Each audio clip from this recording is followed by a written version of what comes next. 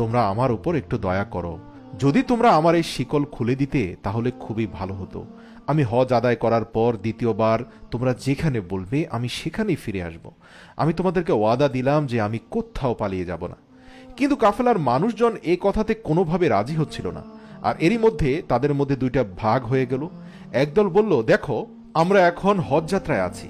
সেই নারীর বক্তব্য কিছুটা সন্দেহজনক, এখনো পুরো বিষয়টা তদন্ত হয়নি। আর যেহেতু একজন হজযাত্রী মানুষ, তাকে হজের পথে বাধা দেওয়াটা শরীয়ত বিরুদ্ধ কাজ। আমরা তার শিকলটি খুলে দেই। সে যদি ওয়াদা না রাখে, সে যদি ফেরত না আসে, তাহলে সে আল্লাহ পাকের দরবারে দায়ী থাকবে। আরেক গ্রুপ বলল, নিশ্চিত থাকো, সে কখনোই ফিরে আসবে না।